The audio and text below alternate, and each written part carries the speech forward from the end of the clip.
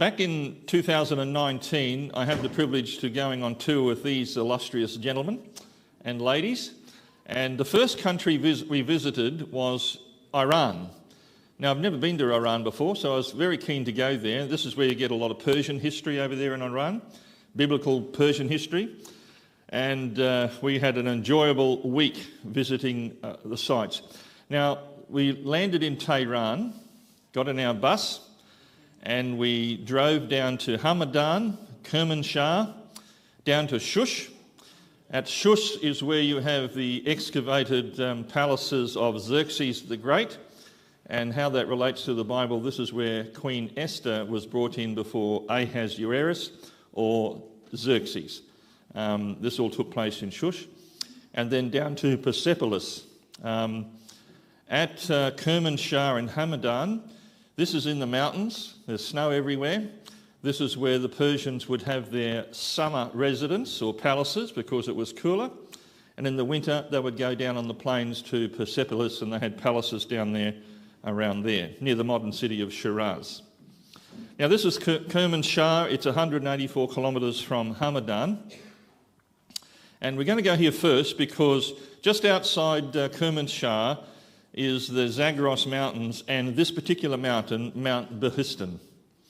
And this is where a famous archaeological discovery was made that unlocked to archaeologists how to read this very strange cuneiform or wedge-shaped writing that they had in all these clay tablets that were being discovered all over the place in the Middle East. So it's on the old Silk Road from Babylon to the Far East. This is along a trade route, so the kings would put their inscriptions on the cliff face here, so as people passed by, they could read all the great exploits of the kings and so forth. So you have inscriptions on this mountain here, on the trade route heading east and so on. This is an old caravan sarai where people would stop at on their travels from the Far East to Babylon and so on. Now, here on the mountain is this famous Behistun trilingual inscription. It's from the Persian king Darius I, who was in the 6th century BC, and written in this cuneiform writing. Now, the trouble was people knew about these inscriptions, but nobody could read them because they didn't have the key to unlock how to interpret this strange wedge-shaped writing. And it was this inscription here that unlocked the cuneiform form of writing.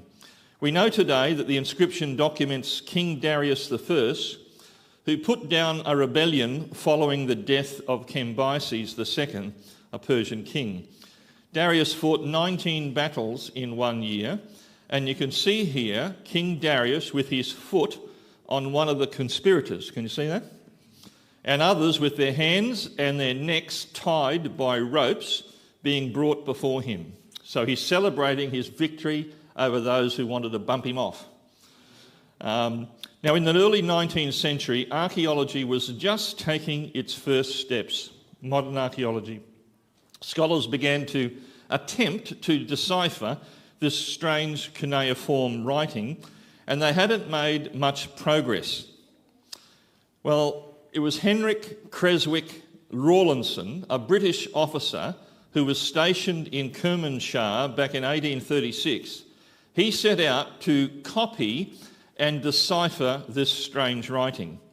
And at great risk to himself, he stood on a ladder, as you can see in the drawing there, to only a narrow ledge and a tall ladder to get up and make copies of this writing. It was painstaking work. By 1847, with the assistance of other scholars, they had cracked the code, and they were now able to read the 3 cuneiform languages of Elamite, Old Babylonian and Persian. And so it was the deciphering here of this cuneiform writing on the Behistun rock that provided the key to unlock the history of the ancient Sumerians in Babylonia, the ancient Assyrians, this is in the country of Iraq, and the Persians here in Iran. So this was the Rosetta Stone, if you like, of ancient writing used in Iraq and Iran, and it was this discovery that helped them to unlock this writing. So, with that in mind, this is one of the great biblical archaeological discoveries, the Piston Rock and the decipherment of cuneiform language. We're going to go back to Hamadan now, because in Hamadan was the summer residence of the Persian kings. You can see the snow in the background, the mountains. We were there in February, so it was still winter.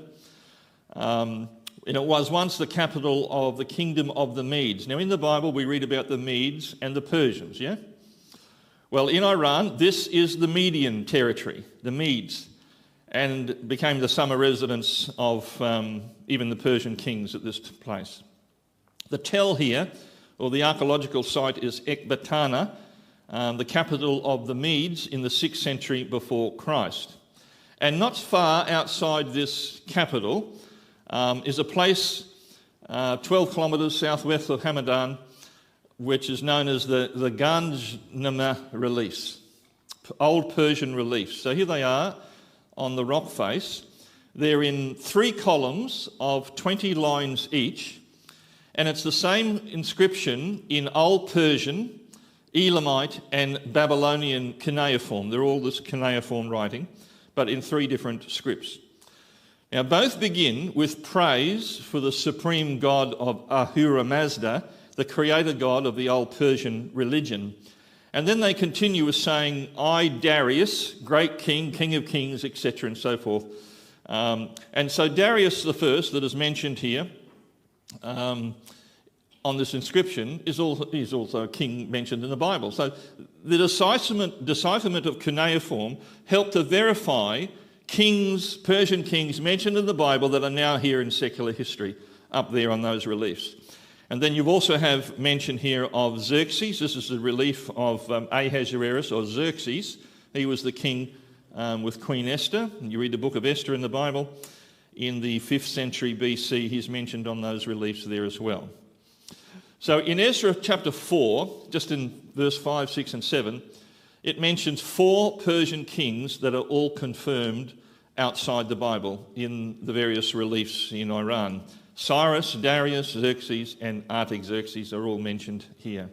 In fact, it's very interesting, and most people don't know, that 53 people that are mentioned in the Bible are confirmed archaeologically from references outside the Bible in inscriptions and reliefs and so on. So we're not dealing with a book filled with myths, legends and fairy tales. And a lot of people think that way. You know, they just think, oh, the Bible's just a storybook, you know, whatever. But they don't understand the power of biblical archaeology that is confirmed in just about, even in minute historical details, how accurate Bible history is. So we can trust this book. It's actually revealing true history. And the more archaeology unearths and the more they discover, the more it confirms the credible history recorded in the Bible. So we'll move down from Hamadan, we'll come down from the hill country, down towards the plains, and we're going to come to this city of Shush, or Susa. This is mentioned in connection with Daniel. He was taken in vision to Susa when you read the book of Daniel. This is the site of one of the palaces of Xerxes the Great. The archaeological site of Shushan, mentioned in both Esther, Nehemiah and Daniel, is right here. Now, this is a bit of a map of the site. This is the palace site. So you see there are 3 courtyards here. There's the outer court, the middle court and the inner court. And if you can see under the inner court, that little shading in grey, that is the throne room of Xerxes. And this is where Esther, if you remember the story of Esther, she stood in the inner court of the king and she wouldn't enter until the king held out the scepter to her, if you remember the story. Well, when you go here, you're standing on the very spot where these things took place. And you've got the King's Gate there over on the right, and then over this sort of moat was the square, or the city square, and then the general population all lived out there on the right. Now, this is a kind of a overhead sort of view of the site. So again, you can see the King's Gate.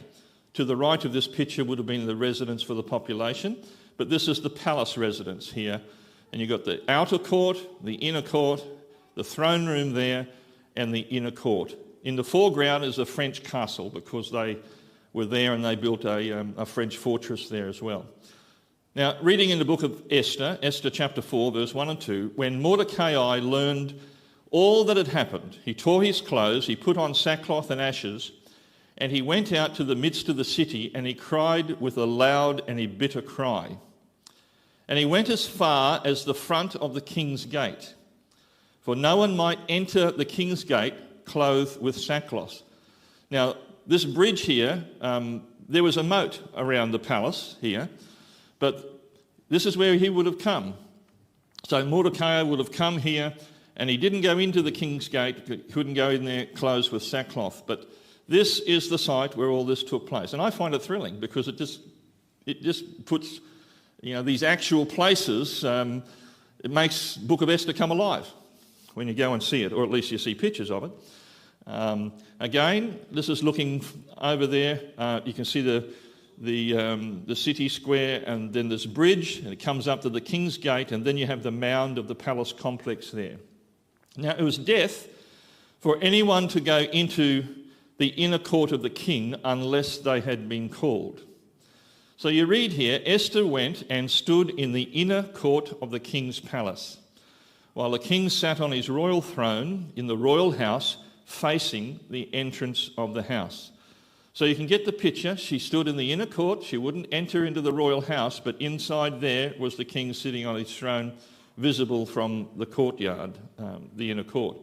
And then the king held out to Esther the golden scepter that was in his hand, and Esther went near and touched the top of the scepter. So you can actually, this is an artist trying to reconstruct what the palace complex might have looked like. You had to come into the outer court, the middle court, and then the inner court, and then there was a palace. Esther was standing in there.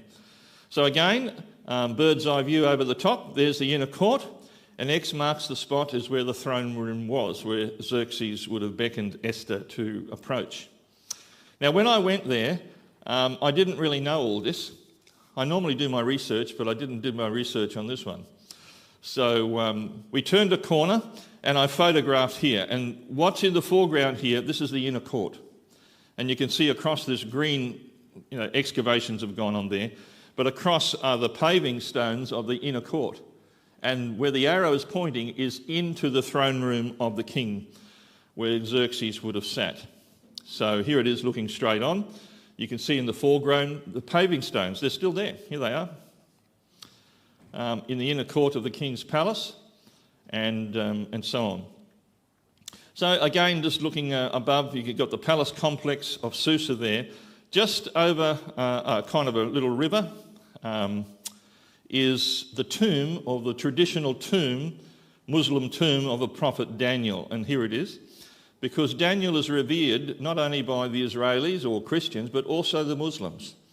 And so they have the traditional site of the tomb of the prophet Daniel. Now, biblically, there's no evidence that Daniel was ever in Susa. It says he was taken there, but maybe in vision, but not there personally. But anyway, this is the tomb of the prophet Daniel that the Muslims come and worship at there.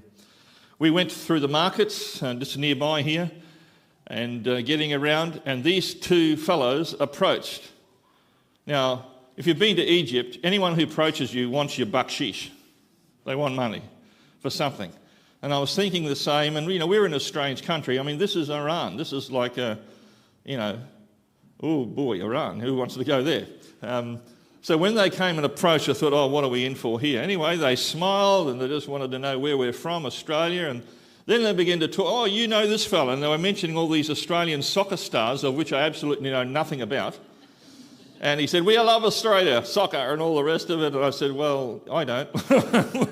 Anyway, they just wanted to have a talk to us and welcome us to their country. Very nice men, so I got a photo with them.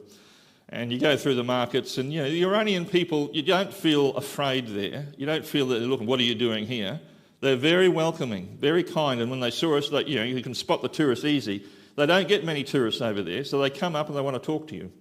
And especially if they learn a bit of English at school, they come up and they want to talk in their broken English and find out where you're from and so on. But very delightful people we found, just walking around and being in Iran for that week. Lovely time there. And all right, so from there we're going to come down from Shus down to Persepolis, and this is where we're going to meet a great king, Cyrus the Great. He was the founder, really, of the great Persian Empire. He conquered Lydia, a region in Turkey, in 547, and he conquered Babylon in 539 BC. Now, it was Cyrus the Great, the Persians, who came and delivered the Jews from their 70-year captivity in Babylon. So Cyrus, the very famous man, he had his capital just here, near Persepolis, at a place called Pasargadae, the capital of Cyrus the Great.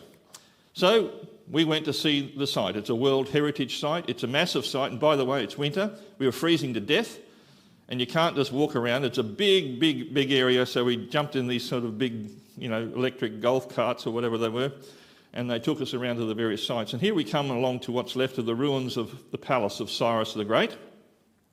Nothing much left there, but under this little shelter here, a bit hard to see on the screen, but you might see on the inset picture there's a carved figure of a man. He's got wings on, but this is supposed to be Cyrus the Great.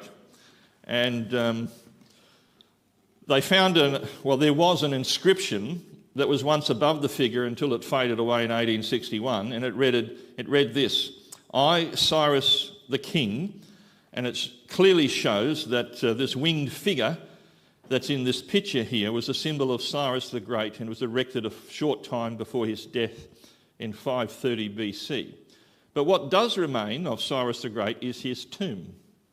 And this is his tomb, very famous in Iran today, the tomb of Cyrus the Great. Aristobulus, who accompanied Alexander the Great on his conquest, is quoted as saying that there was an old Persian inscription in this tomb that read the following: "O man, I am Cyrus, who founded the empire of the Persians and was king of Asia. Grudge me not, therefore, this monument." Because, what happened was other kings would come along, a new line of kings, and it was a lot cheaper to rob the stone of previous kings, their palaces, than to cut new stone.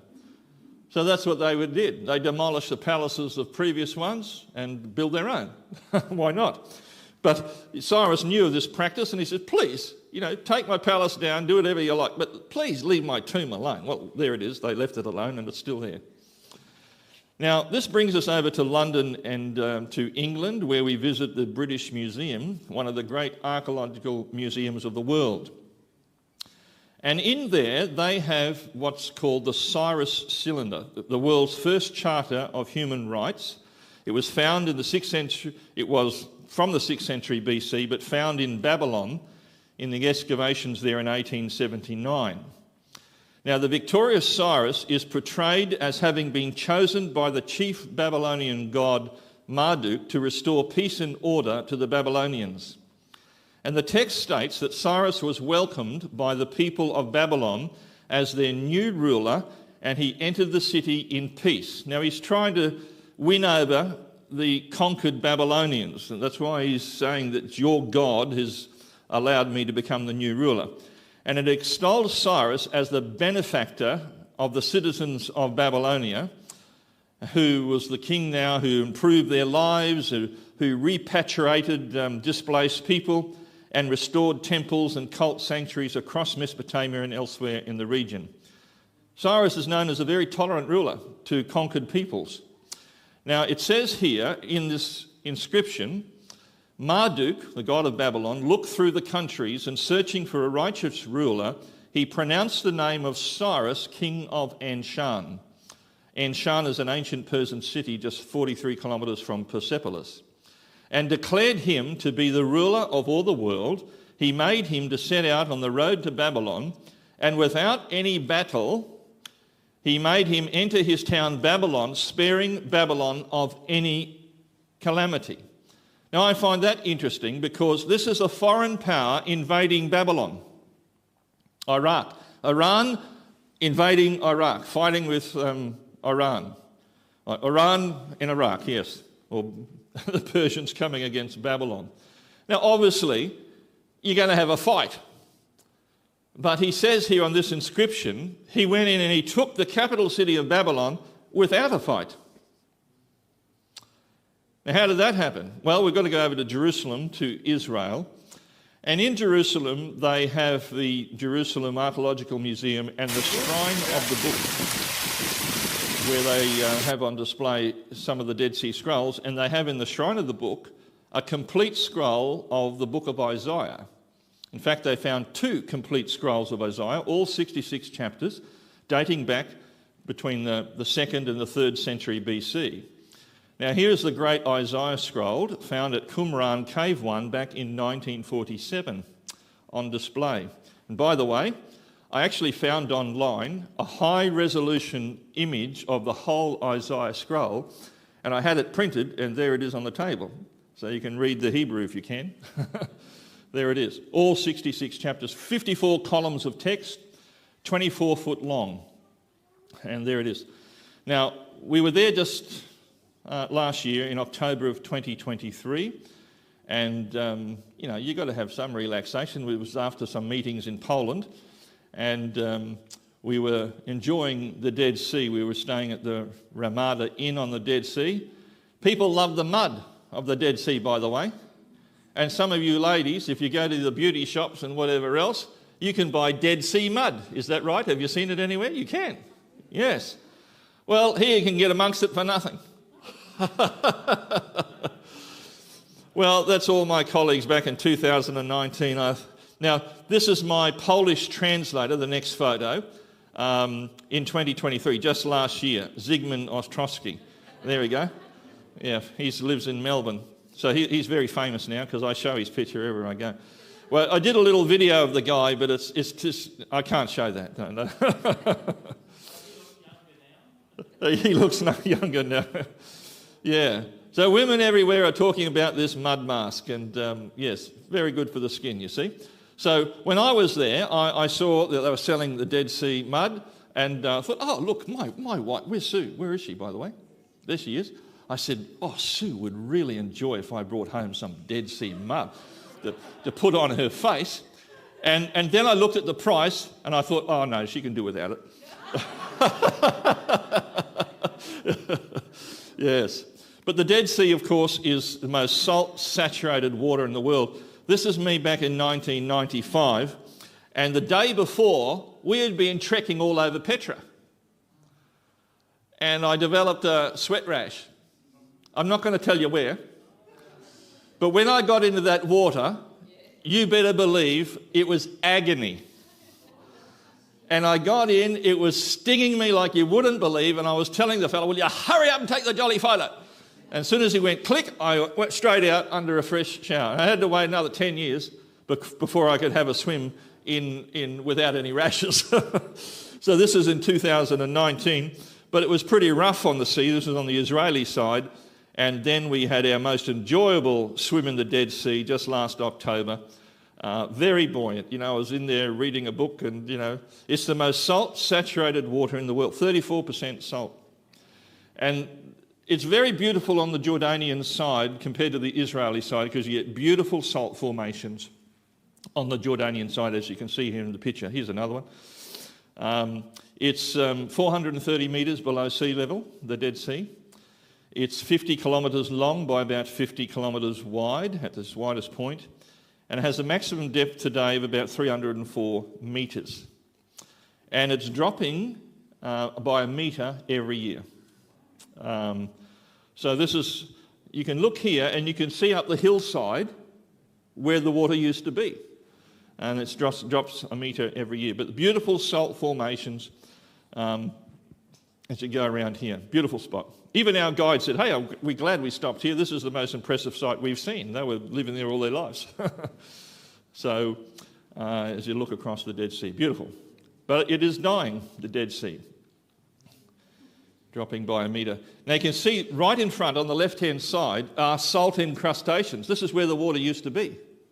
And way down below is where it is now, today. Now, on the Dead Sea, on the Israeli side, on the north there, is this site of Qumran, where they found in the hills above Qumran the Dead Sea Scrolls. So we go and visit the Qumran community, and they've excavated there and this dates back to the 2nd century and 1st century, to 2nd century BC to the 1st century AD. It was abandoned when the Romans invaded Israel and has never been occupied since. This is the scriptorium. This is where the scribes would sit and they would copy out their sacred scrolls, including scrolls of the Bible, the Old Testament.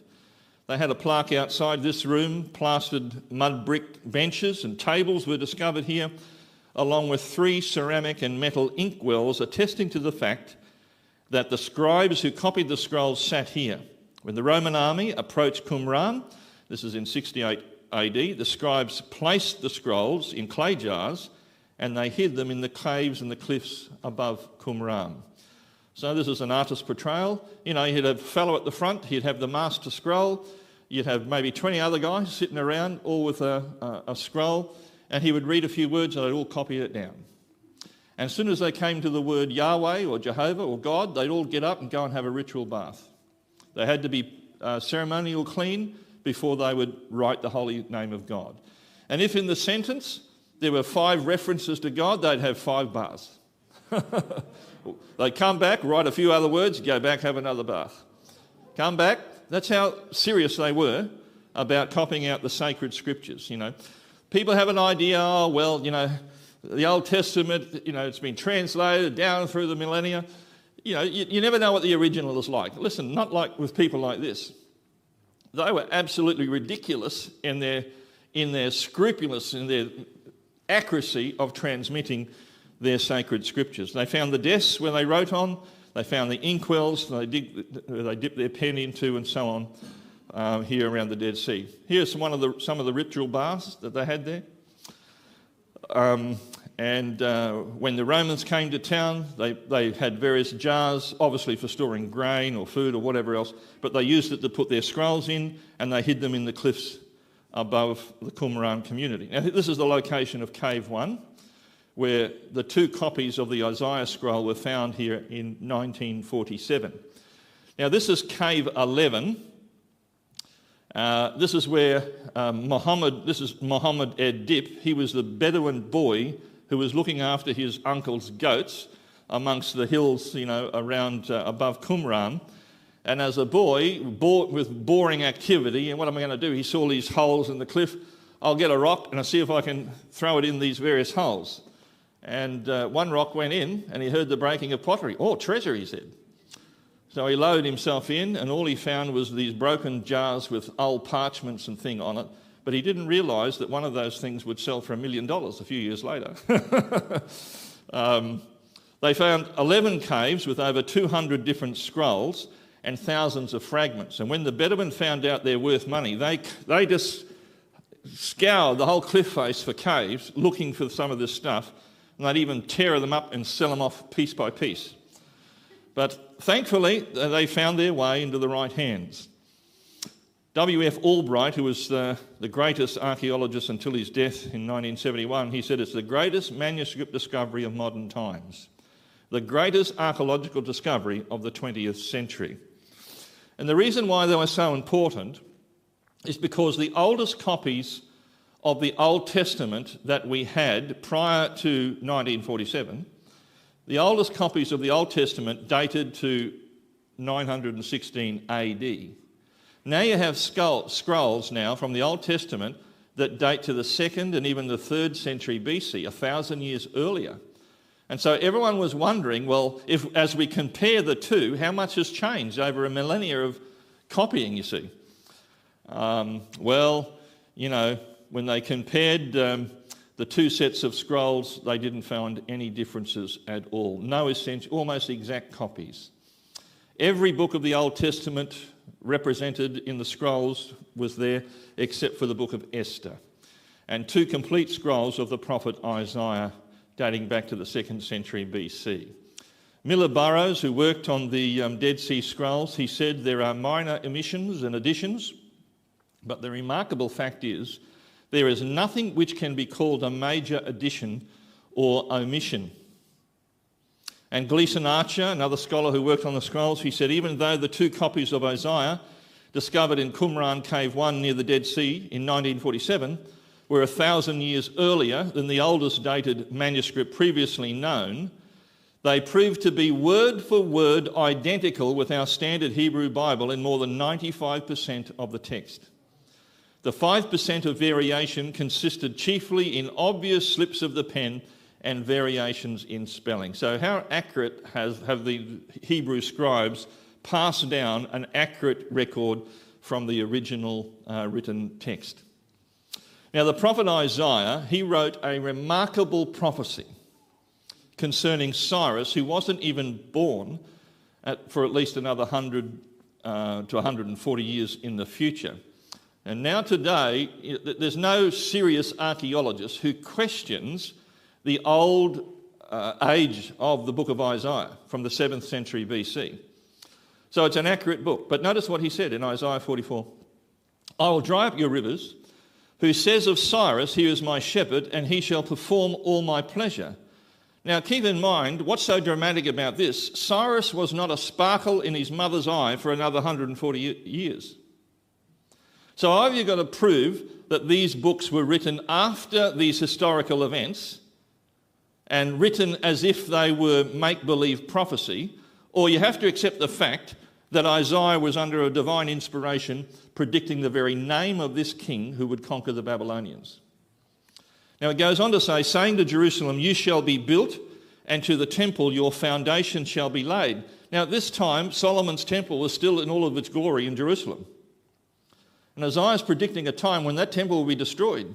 But then it will be rebuilt under the auspices of a king called Cyrus. Thus says the Lord to his anointed, to Cyrus, whose right hand I have held, to subdue nations before him and loose the armour of kings, and to open before him the double doors, so that the gates will not be shut. Now Cyrus came against Babylon. And the prophet said 140 years before that when Cyrus would come against Babylon, the gates would not be shut, but left open for him. For Jacob my servant's sake and Israel my elect, I have called you by your name. What's his name? Cyrus. I've named you even though you have not known me. Now Cyrus was not a Bible, a Jew. He was a worshipper of the Persian gods. So God is saying through the prophet Isaiah, I know who you are, I've named you, you don't know me, but you're going to do my will. You're going to let the Jews go back and rebuild their temple, and, while he didn't know what he was doing, he was fulfilling a prophecy by Isaiah written 140 years before. I am the Lord, there is no other, there is no God besides me.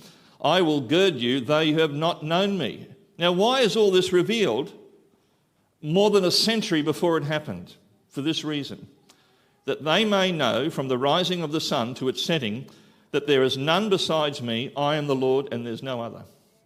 Now, this is a powerful statement. It's saying not only is there a God in heaven, but God places the evidence of his existence on his ability to reveal the future with exact accuracy. And so Bible prophecy is the evidence that the Bible can be trusted. And God is saying, I've told you, I've named you, your name is Cyrus, you're going to do this, you're going to rebuild the temple, let the Jews go free and all the rest of it, so that the whole world who lives under the rising and the setting sun can know that I am God and there's no other. He was named 140 years before he was born. Isaiah was written in the 8th century BC. Cyrus was born and lived in the 6th century BC. It goes on to say in his conquest that he would dry up the rivers. Now in Babylon, there was a river going right through the centre of Babylon called the Euphrates River. This is the Babylonian city plan, and you can see how the Euphrates goes through. And it says he would dry up the river of Babylon in his conquest of Babylon. Now, here we go. The walls were 16 kilometres in circumference. This is just around the main city. But within the outer city walls, it was 2,471 acres within their city walls. Big city, great metal gates. They had moats around and so on. And they had great iron river gates right across the Euphrates River to stop anyone coming in through the river. It was the largest fortified city of the ancient world in its time. And the artists have tried to, reconstruct what it may have looked like. Massive double walls, the city was impenetrable. You overcame one of the walls, you were caught like rats in a trap between the two walls, and then the archers would just shoot them off. This is some of the inner walls of Babylon. Herodotus and Xenophon, they record that a festival was being celebrated in Babylon on the night that Cyrus and his army came in.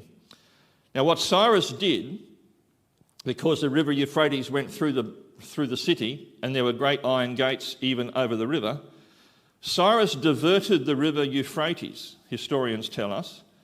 And his men were stationed where the river entered the city and where the river exited the city. And he diverted the river Euphrates into some artificial lake somewhere, and the river level dropped. So they came in underneath these great iron gates on the riverbed, a dried up riverbed almost, and came into the city. But there were great walls, as you can see in the picture, on either side of the river with gates that entered into the city proper. But the prophet said the gates would not be shut. And they weren't.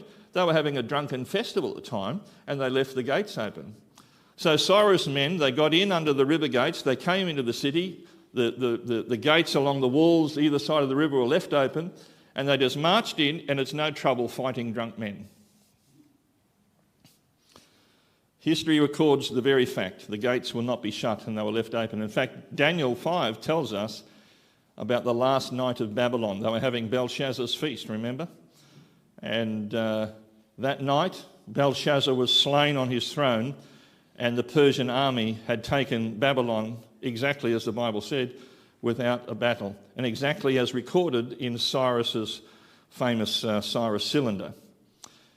Now Cyrus, it was predicted, saying to Jerusalem, "You shall be built, your foundation shall be laid." So when Cyrus conquered Babylon, he allowed the captive Jews to return to their homeland and to rebuild their temple. And just a little interesting aside is what Josephus, the Jewish historian, wrote in the 1st century AD as he documented the history of the Jewish people. He says this about Cyrus at the time: "Thus says Cyrus the king, since Almighty God has appointed me to be king of the habitable earth, I believe that he is that God which the nation of the Israelites worship. For indeed he foretold my name by the prophets, that I should build him a house at Jerusalem in the country of Judea. And this was known to Cyrus by his reading of the book of Isaiah, which he left behind, of his prophecies. This was foretold by Isaiah 140 years before the temple was demolished, before Nebuchadnezzar destroyed the Jewish temple." Now just notice the biblical predictions concerning Cyrus the Great, the king of Persia. Number one, he was named 140 years before he was born. He would be the king who conquered Babylon, and history says he was. He would dry up the river Euphrates in his siege of Babylon, and every historian knows that that's what he did. The gates of Babylon will not be shut, and they weren't. They were left open. He would allow the captive Jews to return home and begin rebuilding the temple, and that's what history tells he did, exactly. And the fulfilment of these events would provide global evidence to everyone under the rising and setting sun that there is one God. He's the God of the Bible. That's why these things are written. Prophecy is given in the Bible to give you evidence to trust what it says. And I think it's important we have some evidence, because today religion is a mess. Doesn't matter what kind of Christian part, it's a mess. It's a Babylon of confusion today. And I thought to myself as a 24-year-old, if I'm going to get into this religion thing, this Christian thing, this Bible thing, then I want truth, because there's too much confusion out there.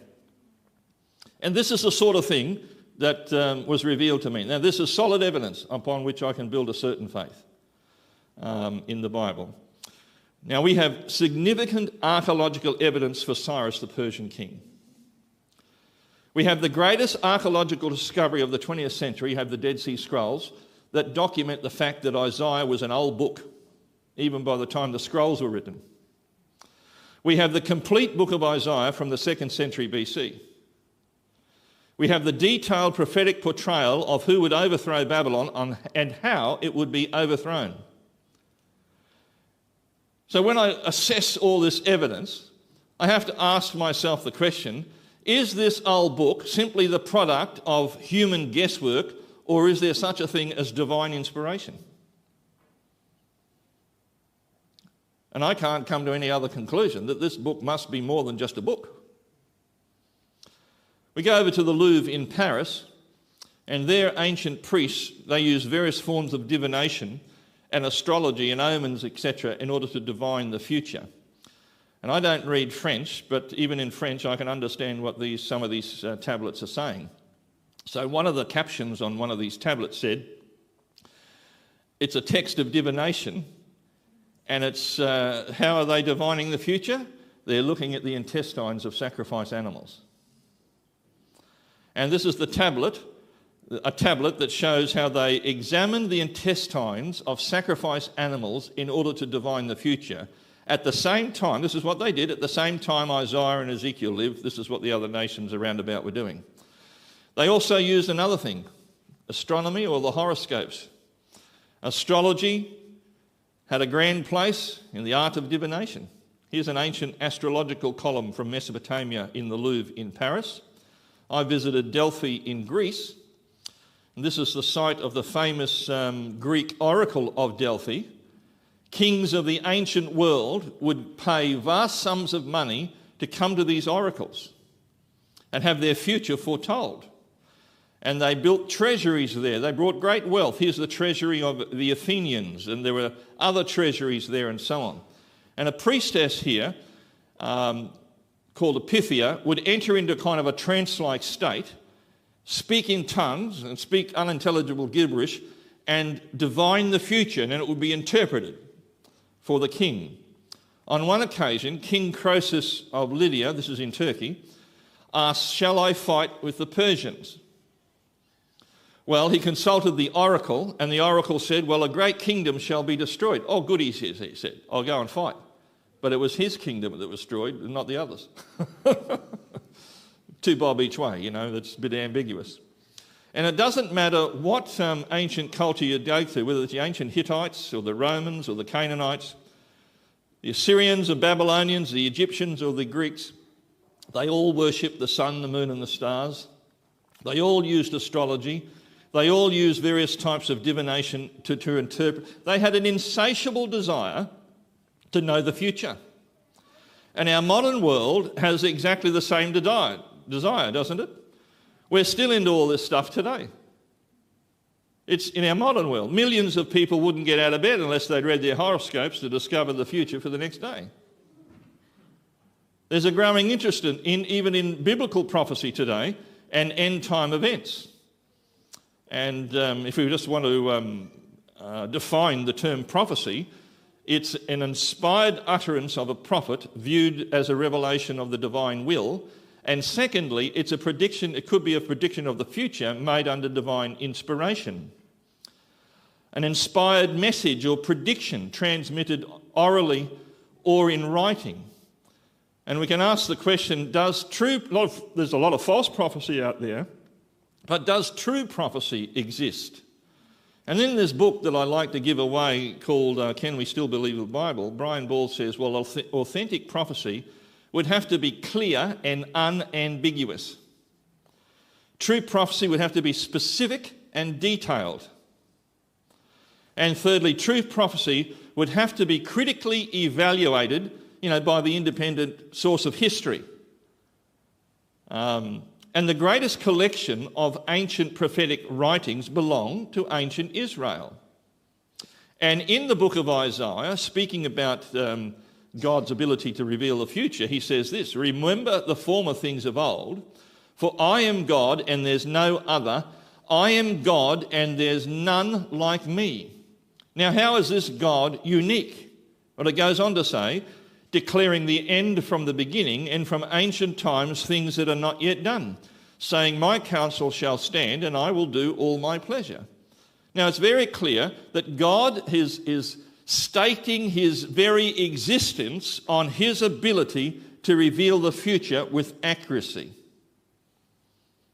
And if you want evidence to build a strong faith, we need to study Bible prophecy, especially those prophecies that have been predicted and fulfilled in the past. And we can see that how dramatic the fulfillment has been. Now, if we want to say, well, forget, I don't believe the Bible, Well, if you want to prove the Bible wrong, all you have to do is one or two things. Number one, prove a single Bible prophecy wrong. Or produce another book with prophecy like the Bible. Because the Bible itself says neither can be done. As Brian Ball says, to disprove prophecy or to discover another book that contains genuine prophecy would seriously undermine confidence in the Bible as the Word of God. And that is the challenge for every atheist out there. That's all they have to do. If you've heard of Richard Dawkins and some of these champion atheists of our modern day, they will talk about the hypocrisy of the Christian religion, and they have plenty of evidence for that. But I haven't seen any of them trying to take on Bible prophecy and prove it wrong. No other religious book contains prophecy like the Bible. It's unique in the world. As this author said, biblical prophecy of future events is a unique and a startling phenomenon of history. You don't get it in the writings of Confucius. You don't get it in the writings of Islam or any other religion of the world. Only in the Bible do you have these astounding predictions. Even Jesus said, I've told you before it comes, that when it does come to pass, you might believe. And I like that. That tells me that I don't have to believe simply because Grandma believed, or believe because it's some emotional crutch. I can believe based on a solid platform of evidence that is watertight. And so tomorrow, when we come together, we are going to get a little bit more into Bible prophecy. We'll talk about Alexander the Great and the power of prophecy. And tomorrow I'm going to share one of the great predictions of the Bible that was fulfilled by Alexander the Great as we go to the seaport city of Tyre in the country of Lebanon. That'll be Sunday afternoon at 3 p.m. And then after a short break, I just want to take you around the Middle East and show you some of the amazing discoveries of biblical archaeology. And I tell you what, they get more incredible as the years go by. And we'll share some of that tomorrow afternoon. And I want to also let you know, because some of you might be interested in saying, oh, well, I've enjoyed this, but what do I do now? I'd like to learn a bit more. Well, we'd like you to learn a bit more, and that's why we are suggesting we will run here what's called a Secrets of Prophecy seminar. And that will be run here. That will start Monday night, August 12 at 7 p.m, right here. Is that right, Caden? Right here. So it'll be a week break, and then Monday night, August 12. And I'm going to come down and present the first one for you down here. And if Caden lets me, I'll drop in from time to time. So, look, I hope you've enjoyed this session this afternoon, and we certainly have two tremendous sessions tomorrow. So now from the people of Iran and from me, good afternoon, and thank you for coming. We'll see you tomorrow.